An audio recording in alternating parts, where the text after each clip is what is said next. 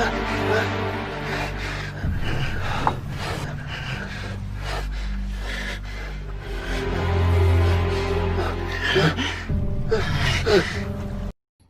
guys, bertemu lagi dengan aku, Riko Angga. Bagaimana kabar kalian semua? Ya, aku harap kalian baik-baik saja. Oke, pada video kali ini aku akan membahas film Korea, yakni The Little Baby Jaya, yang dirilis di tahun 2016. Sehingga cerita film ini menceritakan kehidupan seorang gadis baik hati yang sangat cinta kepada ayahnya. Namun suatu hari, kehidupannya mulai berubah ketika keterima di sekolah barunya. Ia dibully habis-habisan oleh seniornya.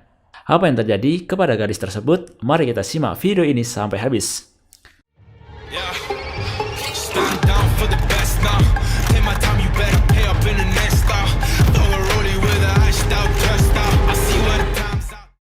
Di awal film akan diperlihatkan seorang wanita berbaju seksi yang sedang berjalan pulang menuju apartemennya.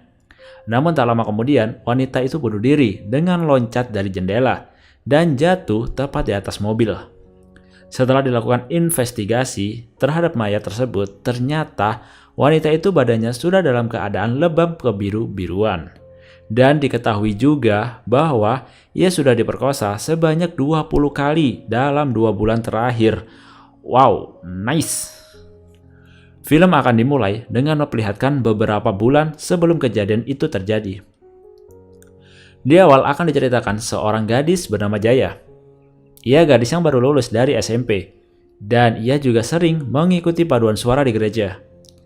Jaya mempunyai seorang ayah bernama Lee Wo-sul, yang mana kondisi fisiknya mengalami gangguan mental. Namun Jaya tidak malu dengan semua itu. Ia sangat sayang dengan ayahnya. Bahkan ketika kecil, Jaya akan dirawat di asrama pemerintah khusus untuk menangani anak-anak. Tetapi ia tidak mau dan lebih memilih hidup dengan ayahnya. Pekerjaan ayahnya adalah penjual celana dalam dan kaos kaki di pinggir jalan dengan mobilnya.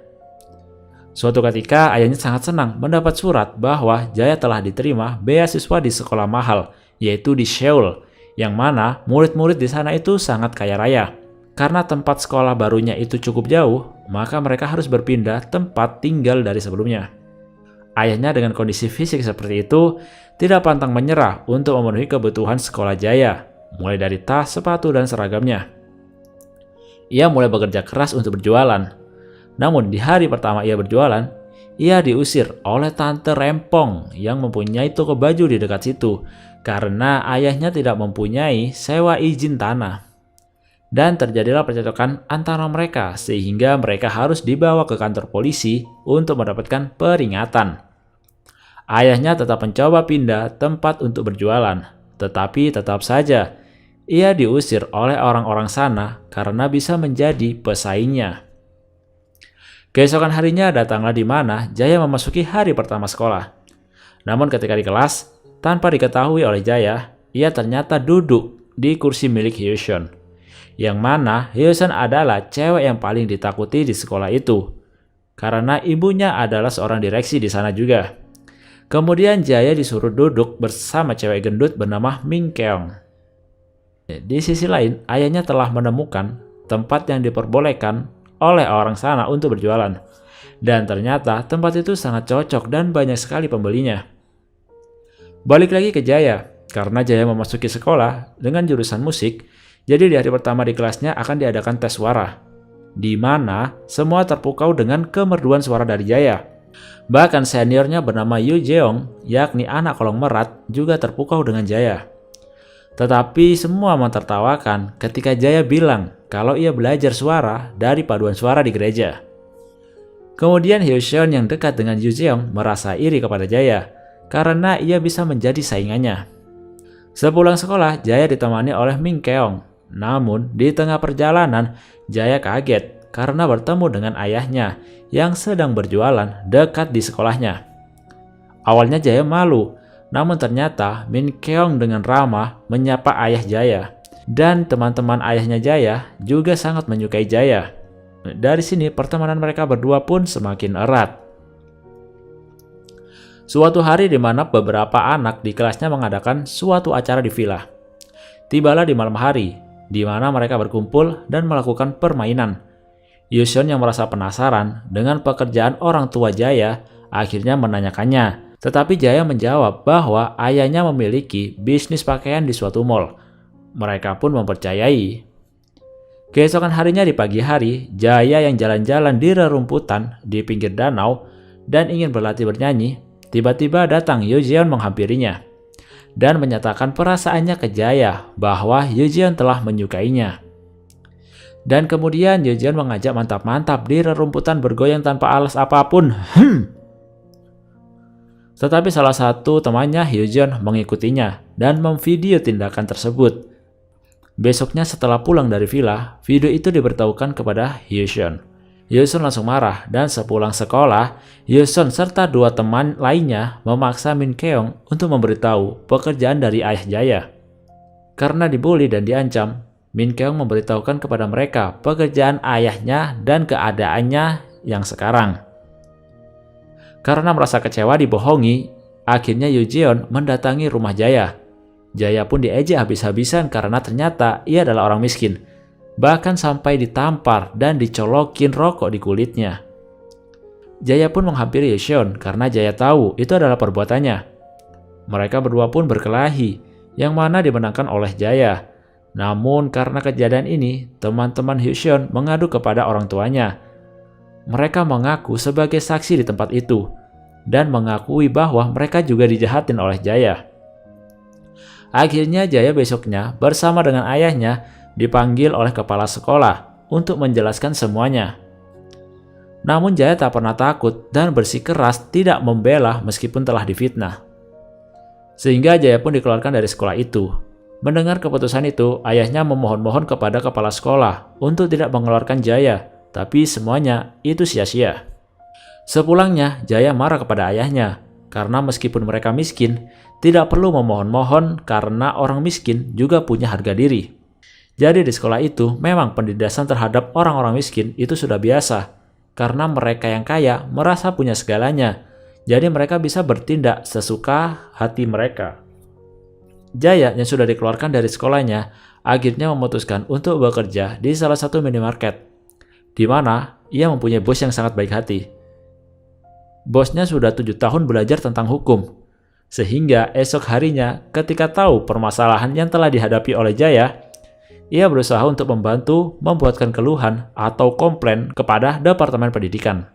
Dari keluhan yang diajukan Jaya, ternyata Departemen Pendidikan menggubrisnya dengan cepat dan memberikan peringatan kepada sekolah itu. Tetapi para petinggi-petinggi di sana berusaha untuk menyembunyikan itu dari media agar reputasi dari sekolah itu tidak menurun.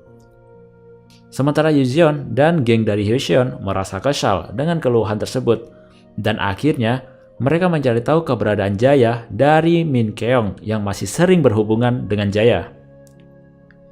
Di malam harinya Jaya akan merayakan pesta ulang tahun dengan Min Keong dan ternyata geng dari Yojeon dan Hyecheon datang juga ke rumah Jaya.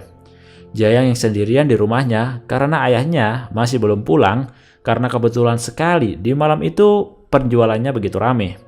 Akhirnya Jaya diperkosa oleh geng Yojeon dan mereka memvideo tindakan tersebut. Min Keong pun juga tidak bisa berbuat apa-apa karena ia juga takut. Hyunjun kemudian mengancam bahwa video itu akan disebar kalau Jaya tidak mau mencabut keluhannya dan jika tidak menuruti kemauannya dari Hyecheon. Hari demi hari Jaya selalu dibully dan diperkosa oleh geng Hyecheon.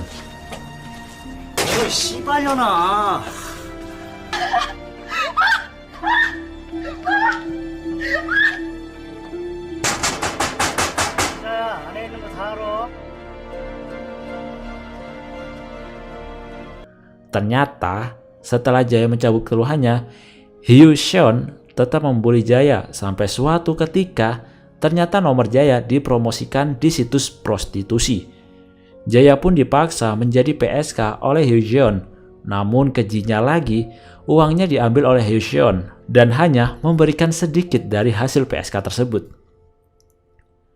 Kehidupan Jaya semakin hancur. Namun Jaya tidak pernah mengatakan hal itu kepada ayahnya. Ia tidak mau melihat ayahnya sedih.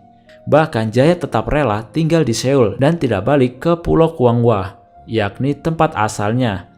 Karena melihat ayahnya yang begitu senang di Seoul karena mempunyai banyak teman dan dagangannya laris. Jaya hanya bisa menulis semua kejadian-kejadian yang ia alami di buku hariannya. Ketika ia kerja pun, ia selalu membawa buku itu dan diselipkan di gudang penyimpanan. 6 bulan kemudian ada karyawan baru sedang melakukan stock of name barang dan menemukan buku harian Jaya. Kemudian bos dari minimarket itu menyerahkan buku itu kepada ayah Jaya. Jadi wanita yang bunuh diri di awal tadi adalah Jaya. Ia mengakhiri hidupnya karena sudah tidak tahan dengan penderitaan karena selalu dibully terus-terusan. Ayahnya yang mengetahui buku itu langsung sedih dan menangis karena sudah mengetahui kejadian yang sebenarnya terhadap anaknya. Kemudian ayah Jaya melaporkan kejadian ini kepada pihak sekolah dengan bukti dari buku hariannya. Namun pihak sekolah menolaknya dan menganggap itu adalah cerita yang konyol. Karena tidak terima, ayahnya pun mencari Min Keong sebagai saksi dari kejadian-kejadian itu. Karena Min Keong takut, ia tidak menemuinya.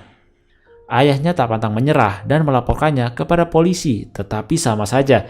Mereka menolaknya dan menganggap bahwa Jaya memang sebagai orang yang jahat. Karena semua ditolak, akhirnya ayahnya kesal dan berniat untuk balas dendam. Keesokan harinya di atas gedung, geng dari Hyoseon disiram asam sulfat oleh ayah Jaya yang menyebabkan kulitnya akan terbakar. Tidak sampai di situ saja, bahkan Jo Yeon juga ditabrak di parkiran ketika ingin pergi. Geng Jo Yeon yang ada 4 orang dibawa oleh ayahnya Jaya ke Pulau Kwangwa di rumah bekas ia tinggal. Memang sih tidak diperlihatkan secara jelas penangkapan teman-teman Jo Yeon. Kemudian mereka semua dibunuh oleh ayahnya Jaya, namun Jo Yeon yang ingin kabur kembali tertangkap dan ia ditenggelamkan di air yang menyebabkan Jo Yeon pingsan. Paginya Jo Yeon yang sudah tidak berdaya ditancepin jarum pancing di mulutnya. Dan Jo Yeon pun dibuang ke laut.